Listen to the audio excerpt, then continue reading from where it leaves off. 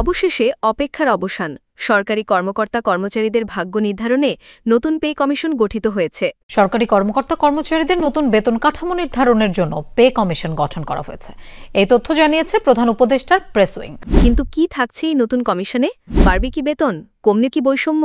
মূল্যস্ফীতির এই দুঃসময়ে নতুন বেতন কাঠামো কি আদৌ কর্মচারীদের মুখে হাসি ফোটাতে পারবে, নাকি সবই আগের মতো রয়ে যাবে? চলুন গভীরে গিয়ে জেনে আসি সব প্রশ্নের উত্তর।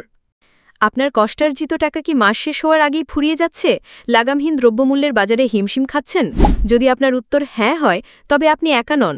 বাংলাদেশের প্রায় 15 লাখ সরকারি কর্মকর্তা কর্মচারীর জীবনে গত 2 বছরেরও বেশি সময় ধরে এটি এক কঠিন বাস্তবতা। বাজারের আগুনে পুড়ছে তাদের সঞ্চয়, আর নির্দিষ্ট বেতন কাঠামোয় বাঁধা জীবনে বাড়ছে হতাশা। কিন্তু আর নয়, দীর্ঘ প্রতীক্ষার পর এলো সেই মাহেন্দ্রক্ষণ। অন্তর্বর্তী সরকার ঘোষণা করেছে নতুন পে কমিশন। এই একটি ঘোষণাই যেন বদলে দিয়েছে পুরো দৃশ্যপট। সবার মনে এখন একটাই প্রশ্ন, কবে নাগাদ নতুন বেতন কাঠামো বাস্তবায়ন হবে এবং তা কতটা স্বস্তি দেবে? এই কমিশন কি পারবে বর্তমান অর্থনৈতিক বাস্তবতার সাথে তাল মিলিয়ে একটি যুগোপযোগী সমাধান দিতে? চলুন আমরা এই ভিডিওতে এই গুরুত্বপূর্ণ বিষয়গুলি তুলে ধরব। প্রিয় ভিউয়ার্স, আসসালামু আলাইকুম। আজকের নতুন ভিডিওতে আপনাকে স্বাগত জানাচ্ছি। আপনি যদি আমার চ্যানেলে নতুন হয়ে থাকেন, তাহলে এরকম নতুন নতুন ভিডিওর আপডেট পেতে চ্যানেলটি সাবস্ক্রাইব করে রাখুন। ভালো লাগলে লাইক কমেন্ট করুন, আর সম্পূর্ণ ধারণা পেতে পুরো ভিডিওটি না টেনে দেখুন। তাহলে শুরু করা যাক। প্রথমে জেনে নেওয়া যাক নতুন পে কমিশন কি এবং কেন।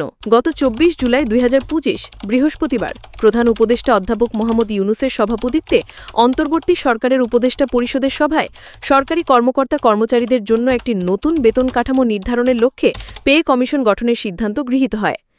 এই কমিশনের প্রধান হিসেবে দায়িত্ব পেয়েছেন অভিজ্ঞ এবং সাবেক অর্থসচিব জাকির আহমেদ খান। কমিশনকে আগামী 6 মাসের মধ্যে তাদের সুপারিশ সহ একটি পূর্ণাঙ্গ প্রতিবেদন জমা দেওয়ার নির্দেশ দেওয়া হয়েছে। কিন্তু কি থাকছে এই নতুন কমিশনে? উত্তরটা লুকিয়ে আছে দেশের অর্থনৈতিক বর্তমান পরিস্থিতিতে। বর্তমানে সরকারি কর্মকর্তা কর্মচারীরা 2015 সালের পে স্কেলের অনুযায়ী বেতন ভাতা পাচ্ছেন। প্রায় 10 বছর হতে চলল, কিন্তু এর মধ্যে জীবনযাত্রার ব্যয় বেড়েছে বহুগুণ। বিশেষ করে গত 2 বছর ধরে দেশে উচ্চ মূল্যস্ফীতি বিরাজ করছে, যা মানুষের প্রকৃত আয়কে মারাত্মকভাবে কমিয়ে দিয়েছে। বাংলাদেশ পরিসংখ্যান ব্যুরোর তথ্য অনুযায়ী 2024 সালের ডিসেম্বর মাসেও সার্বিক মূল্যস্ফীতি ছিল 10.89%, যেখানে খাদ্য মূল্যস্ফীতি ছিল 12.29%। এমনকি 2023-24 অর্থবছর শেষের গড় মূল্যস্ফীতি দাঁড়িয়েছিল 9.73%। এই পরিসংখ্যানই বলে দেয় যে নির্দিষ্ট আয়ের মানুষের জন্য টিকে থাকা কতটা কঠিন হয়ে পড়েছে। এবার আসি মহার্ঘ ভাতার আলোচনা থেকে পে কমিশন গঠন সম্পর্কে। নতুন পে কমিশন গঠনের এই সিদ্ধান্ত কিন্তু হঠাৎ করে আসেনি। অন্তর্বর্তী সরকার দায়িত্ব নেওয়ার পর থেকেই, বিশেষ করে 2024 সালের নভেম্বর মাস থেকে সরকারি কর্মকর্তা কর্মচারীদের জন্য মহার্ঘ ভাতা প্রদানের বিষয়টি নিয়ে ব্যাপক আলোচনা শুরু হয়। ক্রমবর্ধমান মূল্যস্ফীতির চাপ সামলাতে এটি একটি অন্তর্বর্তীকালীন সমাধান হিসেবে ভাবা হয়েছিল। এমনকি কর্মকর্তাদের চেয়ে কর্মচারীদের জন্য বেশি হারে এবং পেনশনভোগীদেরও এই সুবিধার আওতায় আনার পরিকল্পনা করা হয়েছিল। কিন্তু মহার্ঘ ভাতা নিয়ে একটি কমিটি কাজ শুরু করার পর এ নিয়ে কিছু সমালোচনাও তৈরি হয়। পরবর্তীতে সরকার সেই অবস্থান থেকে সরে এসে একটি স্থায়ী ও সম্মানিত সমাধানের পথে হাঁটার সিদ্ধান্ত নেয়, যার ফলশ্রুতিতে এই নতুন পে কমিশন গঠন করা হলো। এবার জেনে নেওয়া যাক কি আছে এবারের বাজেটে।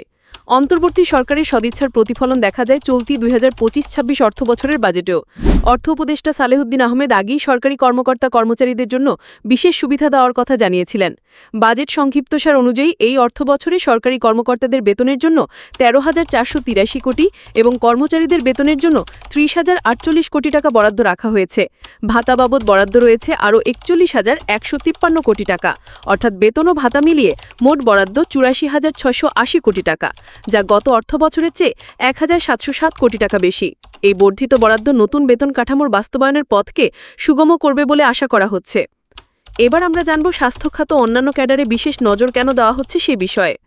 এবারের পে কমিশনের একটি উল্লেখযোগ্য দিক হতে পারে বিভিন্ন বিশেষায়িত ক্যাডারের জন্য আলাদা বেতন কাঠামো তৈরির সুপারিশ। মূল খবরে চিকিৎসকদের জন্য হেলথ সার্ভিস গঠন করে একটি আলাদা বেতন কাঠামো এবং সরকারি কর্ম কমিশনের সুপারিশের কথা উল্লেখ করা হয়েছে।